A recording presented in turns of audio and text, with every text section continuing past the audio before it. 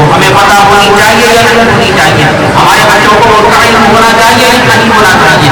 اہل بیت کا صحیح دائرہ کیا ہے؟ اہل بیت سے محبت کا طریقہ کیا ہے؟ اور اہل بیت سے محبت کا تقاضا کیا ہے؟ اس کو سمجھنا۔ آپ صلی اللہ علیہ وسلم نے فرمایا عبداللہ ابن عباس رضی اللہ عنہ سے، اے بنی عبد المطلب، میں نے اللہ سے تمہارے لیے 3 چیزیں مانگی ہیں۔ پہلی کہ اللہ تمہیں ثابت قدم رکھے، دوسری تمہارے گمراہوں کو ہدایت عطا کرے، اور تیسری تمہارے جاہلوں کو عالم بنا۔ فرمایا میں نے اور 3 چیزیں مانگی کہ تمہیں اللہ سخی بنا دے، اللہ تمہیں بہادر بنائے اور رحم دل بنائے۔ پھر فرمایا کہ جو کوئی شخص رکن اور مقام ابراہیم کے بیچ نمازیں ادا کرتا رہا ہو اور روزے رکھتا رہا ہو اور وہ فوت ہو جائے اور اس حال میں وہ اللہ سے جا کر ملے کہ وہ اہل محمد صلی اللہ علیہ وسلم کے اہل بیت سے بغض رکھتا تھا، تو یاد رکھیے ایسے شخص کو دوزخ میں کہا ہے کہ جو اہل بیت کے بغض میں مر گیا اگرچہ اس نے رکن اور مقام ابراہیم کے درمیان نمازیں ادا کی۔ یہ اہل بیت سے بغض اتنا خطرناک ثابت ہو سکتا ہے، تو جب اہل بیت سے بغض ہمارے لیے جنت کی راہ آسان کرے گا تو کیا ہمارے لیے جنت کی راہ؟ اہل بیت سے بغض ہمیں دوزخ میں لے جائے گا تو کیا اہل بیت سے محبت ہمیں جنت کی راہ پر نہیں ڈال دے گی؟ بشرط یہ کہ ہمیں اہل بیت کا ہونا چاہیے۔ اگر کوئی حضرت علی رضی اللہ عنہ، حضرت فاطمہ رضی اللہ عنہ، حسن و حسین رضی اہل بیت خارج کرنے کی کوشش کرے گا، اگر کوئی شخص آل علی کو اہل بیت سے خارج کرنے کی کوشش کرے گا، جیسا کہ ابھی اسی محرم الحرام کو پہلے ہی اشرے میں انقلاب اخبار میں ایک آرٹیکل آیا، اس میں ایک شخص نے یہ جرأت کی کہ حضرت علی اور ان کی اولاد کو اہل بیت سے خارج کیا، تو یاد رکھیے اہل سنت کی نگاہ میں وہ شخص ناصبی ہے اور اس کو حدیثوں کے انکار کرنے والوں میں شمار کرتے ہیں۔ اسی طرح اگر کوئی شخص امہات المومنین کو اہل بیت کے دائرے سے خارج کرتا ہے تو اہل سنت کے نزدیک وہ رافضی ہے اور ہم قرآن میں تحریم کرنے والا شمار کریں گے۔ امہات المومنین حضرت علی رضی اللہ عنہ اور ان کی اولاد آل عباس، آل عقیل، آل جعفر، یہ وہ ہیں کہ جو اہل بیت ہیں، ان کو ایک دائرہ مقرر کرنا پڑے گا۔ اہل بیت کو بانٹنے کی ضرورت نہیں ہے کہ اہل بیت کے ایک گروہ کو سنی دے کر بیٹھ جائیں گے اور اہل بیت کے دوسرے گروہ کو شیعہ دے کر بیٹھ جائیں گے۔ اہل بیت سب کے لیے اہل بیت ہے اور سب کی محبت ہم پر لازم ہے، اور محبت تب ہوگی جب اہل بیت پر ہوئے ظلموں کی ہمیں جانکاری ہوگی کہ انہوں نے کیا کیا قربانیاں دی۔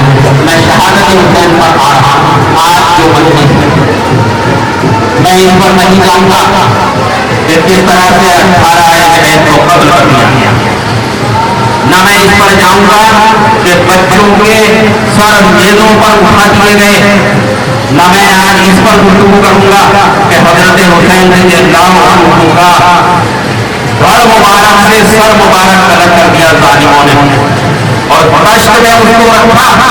میں اہل سنت سے یہ کہہ رہا ہوں وہ بخاری اور مسلم پڑھیں، میں نہیں کہتا آپ شیعوں کی کتابیں پڑھیں اور نہ آپ یہ سمجھے کہ میں کوئی شیعوں کی کتاب پڑھتا ہوں۔ خدا کی قسم میں نے آج تک شیعوں کی کوئی کتاب نہیں پڑھی۔ میں جو بات کر رہا ہوں بخاری مسلم سے کر رہا ہوں، جس کو یہ لگ رہا ہو کہ میں بات صحیح نہیں کر رہا ہوں وہ آ کر میرے گھر تصدیق کرے، بخاری مسلم میرے پاس موجود ہے۔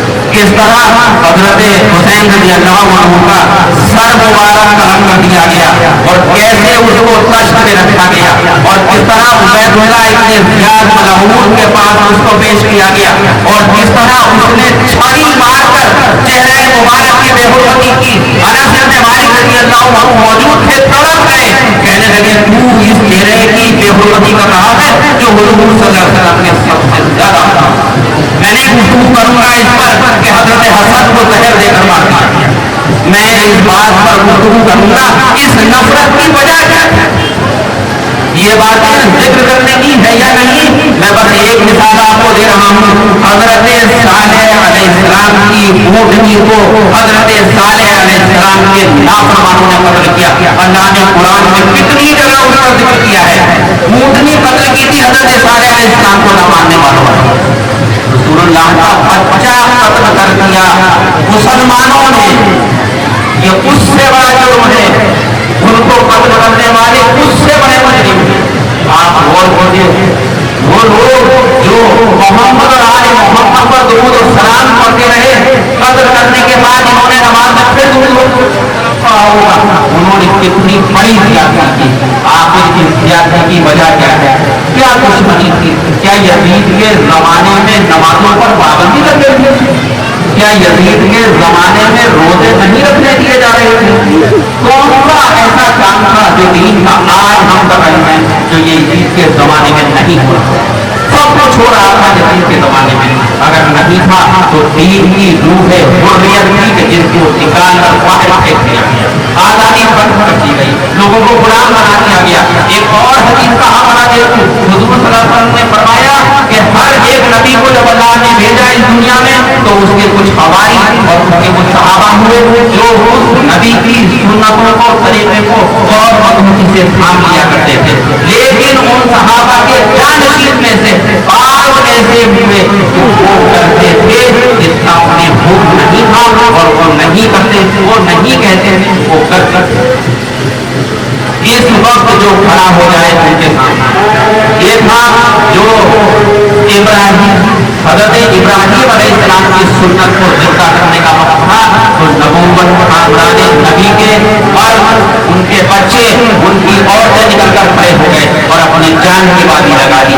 آپ اور مجھے کیا حضرت حسن نہیں جانتے تھے کہ وہ ان 72 لوگوں کو لے کر اس غیر آئینی اور قرآنی سلطنت کا بگاڑ نہیں سکتے تھے؟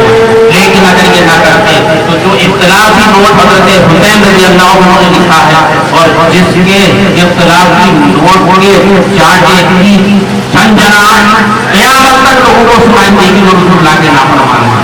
آپ غور کیجیے، اگر یہ نہ ہوتا تو دین سمجھنا بہت مشکل ہو جاتا۔ اگر جس طریقے سے آج آپ لوگ احتجاج کر رہے ہیں، شیعوں سے میں کہہ رہا ہوں اس طریقے سے کوئی اختلاف کرے تو کرے، لیکن میں یہ کہتا ہوں اگر آپ لوگوں نے اختلاف نہ کیا ہوتا میرے بھائی، یہ شہادت کیوں ہو جاتی؟ اسے کوئی نہیں سمجھتا کہ کیوں شہادت ہوئی تھی، اور میرے جیسے لوگ یا اور لوگ جو یہ چاہتے ہیں کہ اس حقیقت تک جاتے وہ اس حقیقت تک نہیں پہنچ سکتے تھے، جو یہ پہنچ آئے کہ کیا وجہ ہے کہ حضور صلی اللہ علیہ وسلم کی اولاد کو قتل کر دیا گیا جبکہ ابھی حضور کو قبر مبارک میں گئے ہوئے 50 سال کی ہوئی۔ اگر میرے نبی کا مذہب حق ہے، اگر آپ کے نبی کا آپ کا حق ہے، تو پھر غور کیجیے اس کو کہ کیا ہم یہ نہیں جاننا چاہیں گے کہ کیوں ہمارے حضور کی اولاد کو قتل کر دیا گیا؟ کیا یزید کی دشمنی ہمارے حضور کی اولاد سے، ان کے بچوں تک کو ختم کر دیا گیا؟ کیا رکھا گیا؟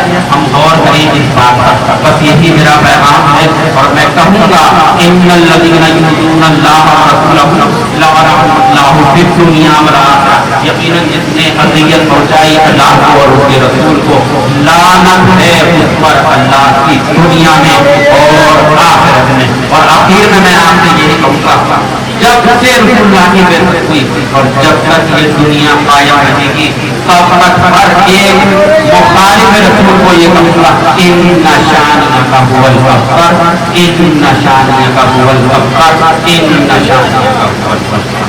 وآخر دعوانا الحمد للہ۔